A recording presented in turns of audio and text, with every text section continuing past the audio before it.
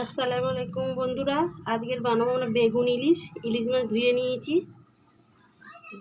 ভাজার জন্য দিয়ে দেবো। লবণ দিয়ে দিলাম,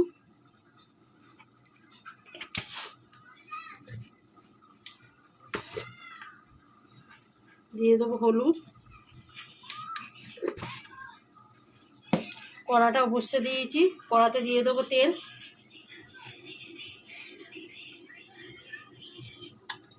তেলটা তখন গরম হোক, হলুদ মাখিয়ে নিয়েছি, লবণ দিয়ে মাখিয়ে নিয়েছি। আমার তেলটাও গরম হয়ে গেছে, দিয়ে দেবো মাছগুলো।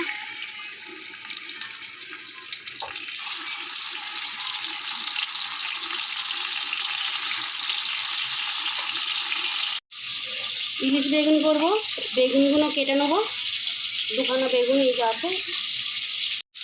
মাছগুলো ভেজে নিয়েছি, তাহলে উঠিয়ে নেবো।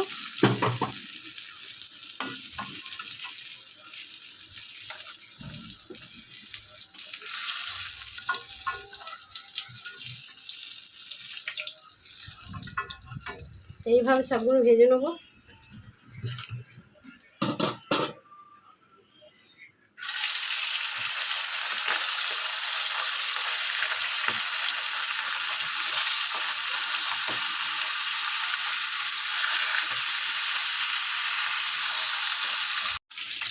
মাছগুলো উল্টে দেবো একটা একটা করে সব।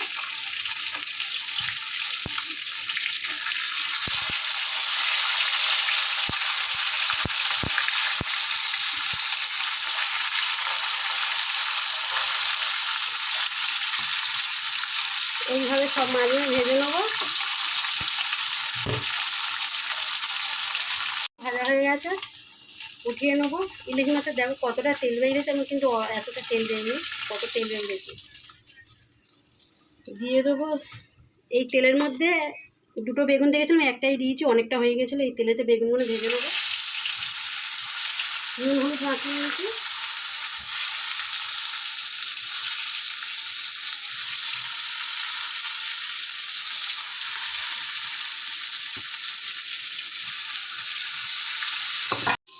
বেগুনগুলো ভেজে নিয়েছি, উঠিয়ে নেবো।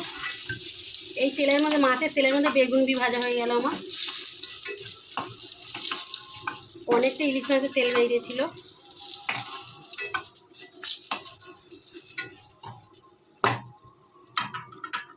অল্প একটু তেল দিয়ে দেবো ওই তেলের মধ্যে।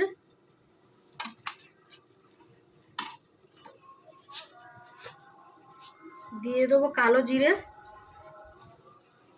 তেলটা অনেকটা গরম আছে।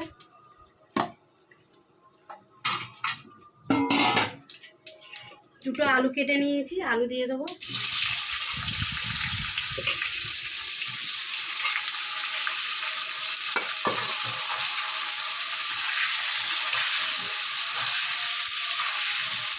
আলুটা একটু হালকা করে ভেজে নেবো।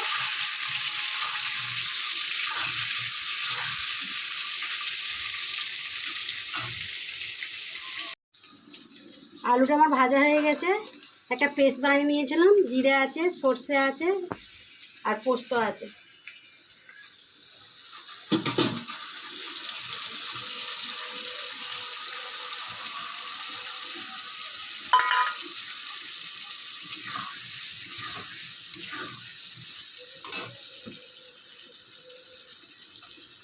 দিয়ে দেবো লবণ, 2 চামচ দিয়ে দিলাম।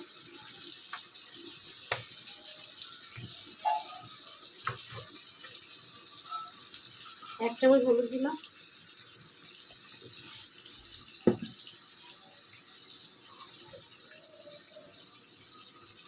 এক চামচ লঙ্কার গুঁড়ো।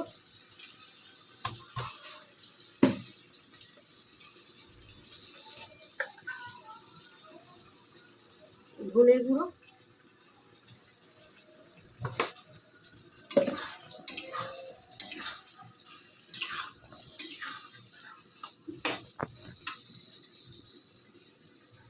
মিক্সির এই জলটা দিয়ে দিলাম, যে ভালো করে মশলাটা কষে, এটা ভালো করে কষানো হয়ে যায়। মশলাতে আমার তেল ছেড়ে দিয়েছে, কষানো হয়ে গেছে।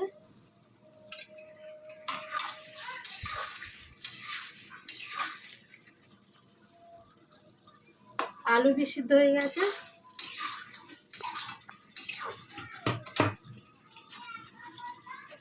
একটা টমেটো দিলাম কেটে।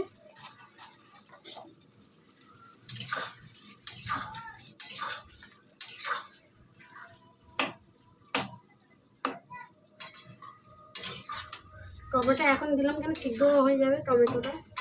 দিয়ে দেবো ঝোল।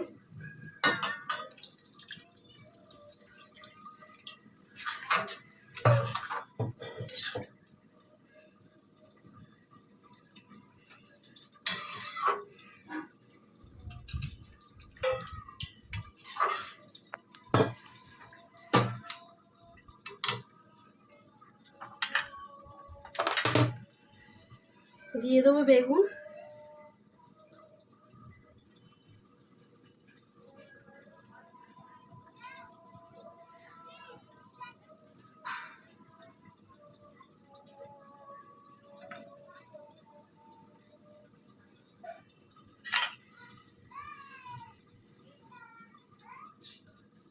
ঝোলটা ফুটে গেলে দিয়ে দেবো মাছ।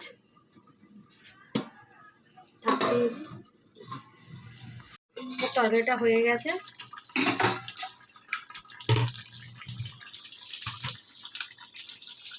অল্প একটু চিনি দিয়ে দেবো, যে যেরকম খায়, না না দিলেও চলে যাবে, কিন্তু স্বাদ হয় দিলে।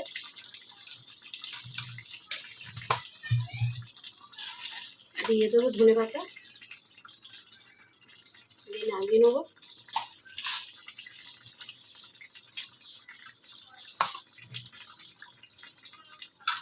বেগুনগুলো দেখো এইভাবে গোটা গোটাই থাকবে, যেইভাবে করলাম ওইভাবে করবে। আমি কম করেই বেগুন দিয়েছি, বড় বড় বেগুন ছিল বলে একটা বেগুন দিয়েছি। কালারটা কত সুন্দর এসেছে দেখো বন্ধু, পুরো তেল তো হয়ে গেছে। ইলিশ মাছটা অনেক তেল ছিল। ইলিশ মাছের কালারটা দেখো কত সুন্দর এসেছে, ঝোলটা দেখুন।